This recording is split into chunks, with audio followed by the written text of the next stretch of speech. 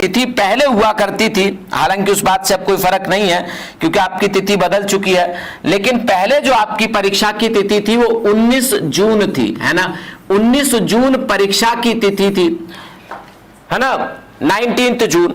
अब 19 जून की बात अगर हम लोग करें तो इस परीक्षा की तिथि को आगे बढ़ा दिया गया। कब? 24 जून को। कहा गया कि 24 जून को परीक्षा होगी।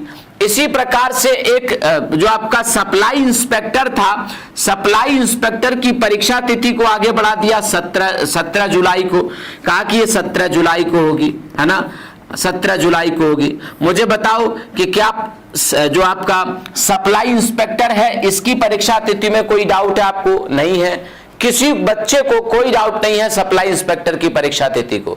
और जिसका पेपर है ना वो लगा पड़ा है सप्लाई इंस्पेक्टर का, वो नहीं पूछ रहा कि सर परीक्षा होगी कि नहीं होगी, क्योंकि उसको पता है कि परीक्षा अपने समय पर होगी। लेकिन परेशान कौन है? हमारे बच्चे लेखपाल वाले परेशान हैं, क्योंकि वो पिछले 2-2.5 साल से पढ़ पढ़ के इतना तैयार कर लिए कि अब उनको लगता है कि परीक्षा टलेगी तो हम भूल जाएंगे।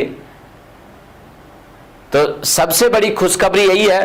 और आप कहोगे सर आपको कैसे पता? तो इस बारे में भी बात करूंगा कि आपकी जो परीक्षा होने जा रही है वो 24 जुलाई को ही होने जा रही है। 24 जुलाई 2022। मतलब कहने का यह है कि आपके पास, अगर मैं अब 10 जुलाई अगर हम लोग बात करें तो अब तो आपके ये 10 दिन तो चले गए जुलाई के।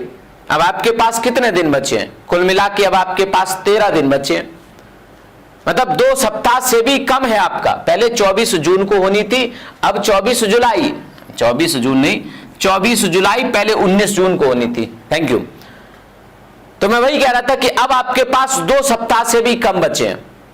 तो आपको यह चीज भूल जानी चाहिए कि सर क्या परीक्षा होगी कि नहीं होगी। बेटा 13 दिन बचे हैं। अगर मान लो आप ये कहते हैं कि परीक्षा नहीं होगी, चलो मैंने कहा 99% आप सही है, बट 1% अगर मैं सही हुआ कि 24 तारीख को होगी, तब तो तुम्हारा नुकसान बहुत ज्यादा हो जाएगा। नुकसान ज्यादा हो जाएगा ना, क्योंकि आप तो सोच के बैठे कि अगस्त में, क्योंकि आपके बहुत सारे मित्रों ने आपको बताया कि अगस्त में आपकी परीक्षा होगी, और अगर 24 तारीख को परीक्षा होगी फिर आपका नुकसान हो जाएगा। क्योंकि जो अंतिम बचे हुए 10-12 दिन होते हैं ना, इसमें जो तैयारी होती है ये 10-12 महीने के बराबर के होते हैं। क्योंकि पिछले 8-10 महीनों में हमने जो पढ़ा है उसका रिवीजन इन्हीं 10-12 दिन में होता है।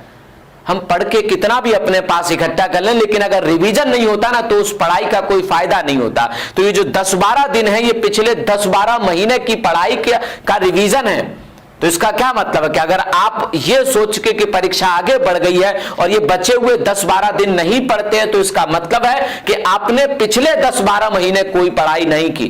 क्योंकि बिना रिवीजन के कुछ भी नहीं हो पाएगा। आपको क्या लगता है कि बिना रिवीजन के आप ग्रामीण प्रवेश कर जाएंगे? आपको लगता है कि बिना रिवीजन के आप मैथमेटिक्स या मेंसुरेशन के फॉर्मूले बिना याद करे, उनकी बिना ट्रिक याद किए आप बहुत जल्दी सवाल कर लेंगे? हिंदी को बिना रिवाइज किए आप चले जाएंगे परीक्षा में? नहीं, आपने जो पिछले 1 साल में पढ़ा है उसका रिवीजन आपको करना पड़ेगा। आपने कर रखा है फिर भी आपको करना पड़ेगा, क्योंकि जितना परीक्षा के करीब आके हम पढ़ते हैं ना वो ज्यादा याद रहता है परीक्षा में हमें। फिर हम वहां अगर हम इन दिनों में रिवीजन नहीं करते तो दिमाग से बैठ के सोचते हैं कि यार ये पढ़ा तो था मैंने टॉपिक, ये चैप्टर, लेकिन मैं भूल गया, दिमाग से निकल गया। उसमें वक्त लगता है, टाइम निकल जाता है हमारा। तो आप लोग बिल्कुल नहीं सोचेंगे कि 24 जुलाई को पेपर नहीं है। आपका पेपर 24 जुलाई को है।